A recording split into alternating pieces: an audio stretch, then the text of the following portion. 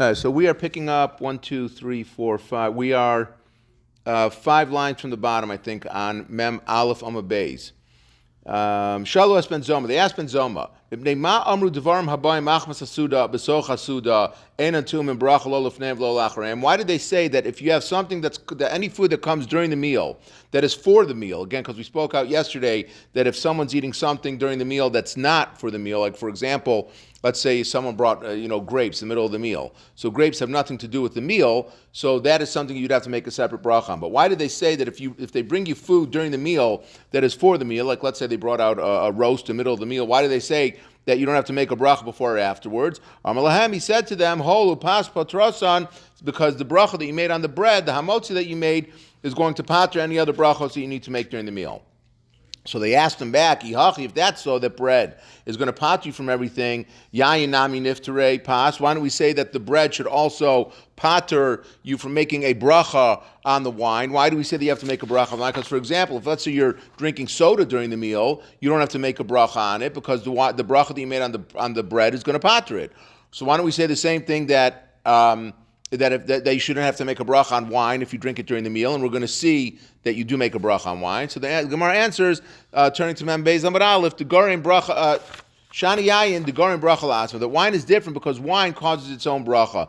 That even, and Rashi says that even there are times that a person comes to make a bracha on it, even though he really doesn't want to drink it. For example, during Kiddush or Havdalah, or when they're doing Sheva brachos by a wedding, so a person doesn't necessarily want to drink the wine, but he does it because it's the mitzvah to make to make Kiddush on the wine. So therefore, he drinks the wine afterwards. How many times do you have guests that show up and you end up making Kiddush 3 or 4 times? In the morning, because your company keeps coming up in different intervals, so you keep making kiddush. So therefore, since wine is different, that you drink it, that you make a bracha, that you have it, even when you're not interested in drinking it, it's a special bracha, and therefore it's not exempt from the bracha that you made from the motzi. Okay, so last time we spoke a little bit about pasabah b'kissin, so the Gemara is going to say a story over about that now. Rav Huna achal tleisa rifti b'nei tlasa b'kaba. Rav Huna ate 13 of these this pas kisnin. He ate 13 of them, of which there were 3 to a kav, which means that I think it says in the notes over here that it was the equivalent of 104 egg volumes of bread, which is it's a heck of a lot of bread. So he was eating a lot of it. So, and again, pasabah b'kisnin is a either it's a bread that's eaten has a pocket in it, so they would fill it up with like sweets, nuts, different spices, or it could be that it was made that the way that it was kneaded. It was kneaded with special sweetener, so that it has a different type of taste. And generally, on pasabah b'kisnin, the halacha is that you make a borim name zonos on it, and when you're finished with it, you make an alamichya. However, if you eat large enough of a volume of it, then in theory you would have to wash on it and you would have to bench. And when I was listening to some shiurim on this, they said that a lot of people don't know this, but if let's say a person decided that he was going to eat a chocolate cake and he says that is going to be my meal, in theory you are supposed to wash and bench on that chocolate cake, which a lot of people I don't think know that that's the halacha. So anyway, so he was eating all of this bread, all this pasabah b'kissin bread, below baruch, and he did not bench afterwards. So Amalei Rav Nachman said to him, Adi kanfa, they were eaten because you were hungry. In other words, you ate enough of a volume that you should have benched on it. And anything that's something else that people are eating, they would make a meal out of it, you would have to bench. So therefore, he said to him, you really should have benched also, because you had enough that you're eating over here, and again, you go by the das of what generally is accepted as far as that goes. So he said to him, you should have benched. Okay, another story about pasabah b'kisnin. Rav Yehuda have a asik lebrei be Rav Yehuda bar Chaviva. Rav Yehuda's son was marrying the daughter of Rav Yehuda bar Chaviva, and he served him Aishul Kamayu pasabah b'kisnin. They brought before the guests, they brought them pasabah b'kisnin, this kisnin bread. Ki asa, so when he came, Shaminhu dekam mevarach hamotzi, he heard them making the bracha of hamotzi. Amar lahu, and he said to them, my tzitzi dekashemana. What is this tzitzi sound that I'm hearing? So he says, like in other words, he was hearing the end they were making the bracha of hamotzi. So he was saying, what is this tzitzi sound that I'm hearing? So he says, Dilma hamotzi lachem in haaretz kavim v'archino. Maybe they're making the bracha of hamotzi. Amrulei, they said to him, yes, that's what they're doing. They're making hamotzi. The Tanya, and that's what we learned in the Brisa. Reb Mona Amr Mishum Reb Yehuda pasabah b'kisnin. If you have this kisnin bread, v'varchno alav hamotzi, make a motzi in the beginning, and you would bench afterwards. But Amar Shmuel, halacha Kravmuna, that halacha is like Kravmuna that said, like Ramona that says that you are supposed to wash and bench on it. So Amar Lahu, so Rabbi Yehuda said to him, Ein halacha Kravmuna itmar. No, you're wrong. I said that the halacha is not like Ramona that says that you have to bench on it, except rather you should be making a mizonos on it. So Amrulay, so they said to Rabbi Yehuda, Hamarhu da Amr Mishmei to Shmuel, but you're the one who said in Shmuel's name, Lachmanios Mavarchem Mehem, that if you have this Lachmanios bread, which I think is something like it's a wafer, or maybe like rolls. So they're smaller, and they would have pockets in them. And you said that you're able to make an Eruv with it, which again, if you remember, when you're making an Eruv, you have to do it on bread. It has to be something that's considered bread. And you make a hamotzi on it. So Rav Yehuda said to them, Shani Hasam, the Kava Sudasi, it's different over there, because over there, we're talking about where someone was making a meal on these lachmanios, so therefore, and he agrees, in that situation, you're going to do it. But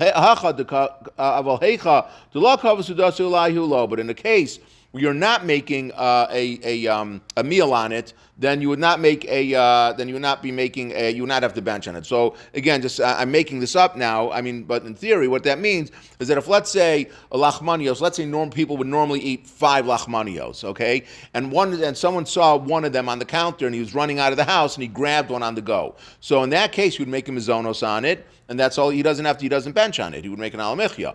But if let's say he said, "Oh, look, here's 5 lachmanios," and he would sit down at the table and say, "I'm going to be making my meal on this now," then he would have to wash and bench on them. So it really depends on what the situation is, whether or not you could have the same food, and in some instances you're going to be making a mizonos on it and an al-michya, or possibly just a b'rei nefashos, according to Rashi earlier, or you could have other situations where the same food substance, but if you eat more of it, then you're going to have to wash and bench on it. So we haven't established what could be a suda is yet, though, the Gemara.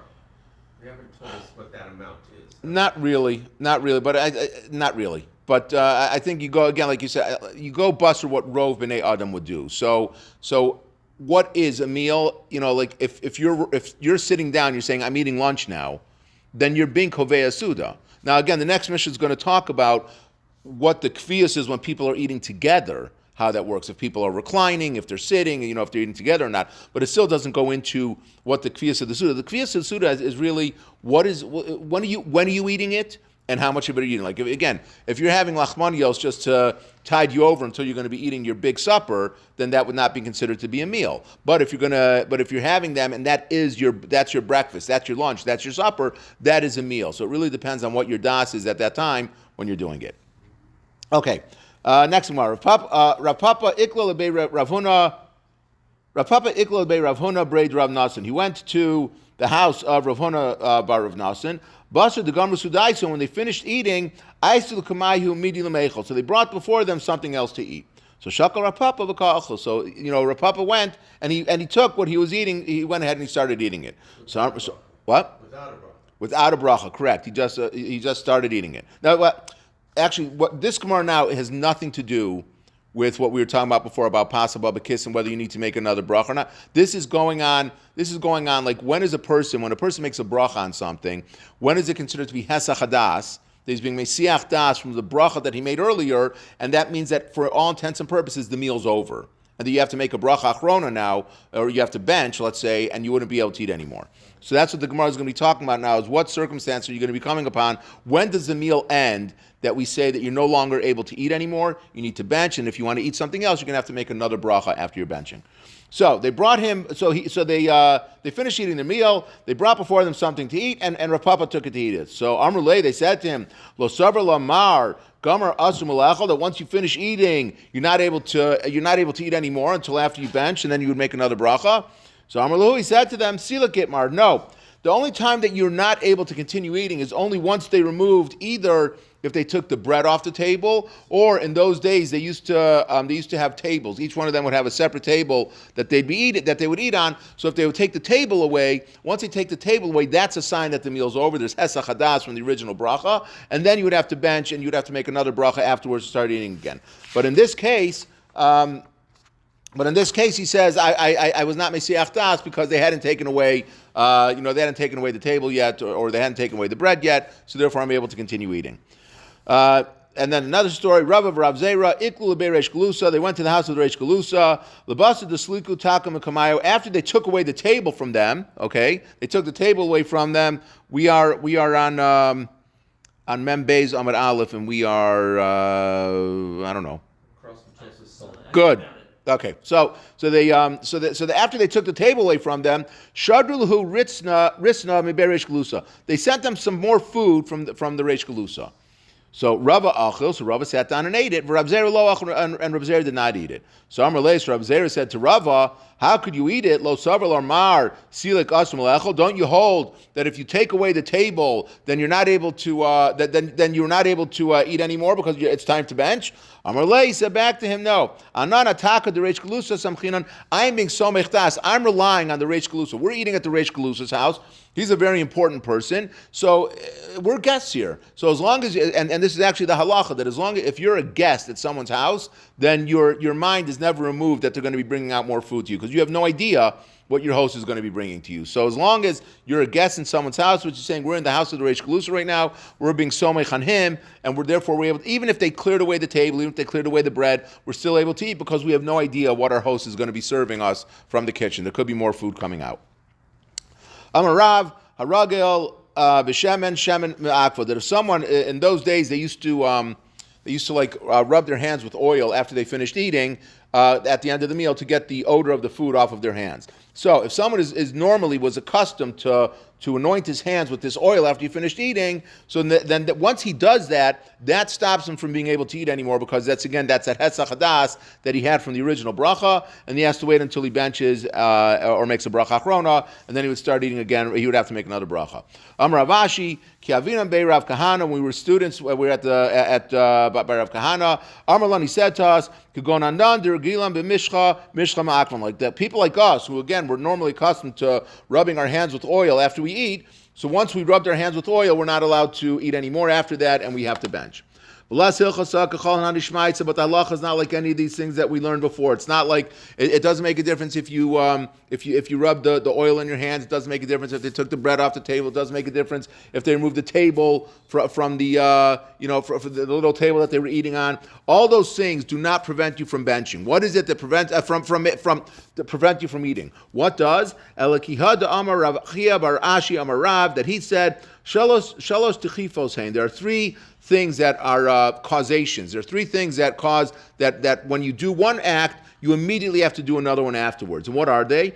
Take up l'smicha shchita, that once the owner of the carbon, the halacha is that when he's bringing a carbon, he would lean his hands down on the head of the animal as hard as he could. So once the owner does that smicha on the animal, right afterwards you're supposed to do the shchita, because the psukim say that afterwards you do the shchita. So that's the first thing. The second one is take a flagula tefillah. That immediately following when you say Gal Yisrael, when we're samech gula tefillah, that once a person does that, you're not supposed to have any interruptions between Gal Yisrael and except for Hashem Svasai Tiftach, you're not supposed to have any interruptions when you're doing that. So that's the second immediacy. And the third one is which is nogea for our Gemara that we're learning.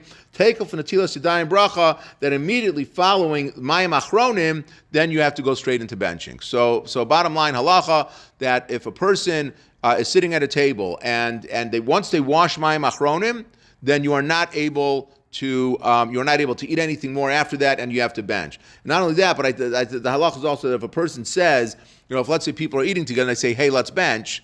That's actually, and then afterwards, for whatever reason, people kept schmoozing at the table, and then they start bringing out more food. That's actually a big problem, because you're really not supposed to eat anything more after that. Once you say, let's bench, once you wash mayim achronim, that's it. The eating portion of the meal is done, and you're supposed to go into benching. Amar Abai, and Abai says, right before the Mishnah, Af anu nomar, we also say that there's another immediacy that follows one from the other. Take for Talmidei Chachamim bracha, that if you have Talmidei Chachamim in your house, if you welcome a Talmid Chacham that comes to your house, then immediately after that house becomes filled with bracha, with blessing. Shenemar, v'yivarcheni Hashem b'glalecha, that Lavan told Yaakov that you came to my house, and right afterwards my house was filled with bracha. Similarly, we find there's another place we found it. Shenemar, v'yivarech Hashem es beis hamitzri b'glal Yosef, that when Yosef was taken out of the jail, was sold, and he was working for Potiphar. So when he came in, it says that Potiphar's house was filled with blessing because Yosef came to the house. He was a great tzaddik. He was a Talmid Chacham, and that's why it was filled with blessings. Okay, let's start the Mishnah. New subject. Berach al yayin shlifnei hamazon. Actually, it's somewhat similar, but Berach al yayin shlifnei hamazon. Actually, before we start, in the olden days, in the days of yore, they would drink wines for different reasons than we do. Okay, they would drink wines before the meal started. They would use it to whet the appetite, and they would serve it sometimes with some sort of appetizer. There was another wine that they would serve during the meal, which was done so that it could help in the digestion, because the wine would soak up the food that had been eaten, and then that would allow them to eat even more. And then there was the third wine that they would have, which again was the wine that was served later on at the end of the meal, like dessert, which again was just to kind of whet the palate and serve with the dessert. So so they would have almost 3 times that they would serve. And by the way, this is not talking about on Shabbos. This is talking about a regular weekday. This is the way that they used to eat. So they had a very different. Again, for people who like wine, it was really, they missed out on their on the generation they should have been living in. So, berach al yayin shlifnei hamazon. If someone made a bracha on this wine that was served before the meal, pater as yayin shel achar mazon. So he paters with that bari preal gefen. He paters the wine that's served, the third wine that's going to be served before benching. Berach al parparesh shlifnei hamazon. If a person makes a bracha on this appetizer that was served before the meal, again, it could have been some sort of fish. A fish dish of some type. So patras haparparash lachamazon, then he paters the food that they would serve. Again, we're not talking about the food that came during the meal. We're talking about the food that would be served at the end of the meal, and there will be some food that they would bring out before benching. So again, the bracha that you make beforehand is going to pater the bracha that you would have to make later on during the meal. Berach al apas, if a person made the person made a bracha on the bread, then he paters the need to make on this side dish, because again the bread is the main dish and it's going to pater from having to do it. If a person makes a bracha, mincha is at 8:25. Okay, if a person made a bracha on the side dish, lo pater sapas, that does not pater the bread. Okay, you still have to make a bracha on the bread, so the side dishes do not pater you from the bracha making on motzi. Beishami omrim. Aflo mais kedera, it also doesn't work for mais kedera, which is a type of porridge, and the Gemara is going to talk about what is Beis Shammai referring to. Is it referring to the first part of the Mishnah or the second part of the Mishnah? Okay, next, again, the way that they used to eat in those days, they would like we do at the Seder, we recline at the Seder, they would eat their meals, they would be reclining, which I find it very uncomfortable, so I'm not sure I would have made it back in those, I'd be thinner probably back then than I am now, but in those days, Hayu Yoshin, if they were eating a meal together and they were just sitting, okay, they were not reclining, they were sitting together, each one has to make a bracha for himself. But Hesebi, but if they're reclining together, which again, reclining would be, it would indicate more of a togetherness that they were doing. So then, then one person was able to make a bracha for all of them. Turning to Membeis and Mabeis. If wine was brought to them during the meal, if they were, then each one of them makes a bracha for himself. And the Gemara is going to explain why each one make a bracha for himself. But if the wine, because remember they would have 3 wines that would be served, one at the beginning, one in the middle, and one at the end. But if they brought the wine at the end of the meal, then one person is able to be yotzi the other ones with his bracha for all of them. But who Omer ala mugmar, and he would also make a bracha. They would have some sort of spice or incense that they would burn during the meal, so they would make a bracha on that. So the person, whoever was making the bracha on the wine, would also be making the bracha on the incense that was there. Even though you're not bringing this incense until after the meal, until after benching, but it's still the one who made the bracha on the wine is the one that's going to be able to continue doing it. Okay, let's stop here. We'll stop here at the Gemara.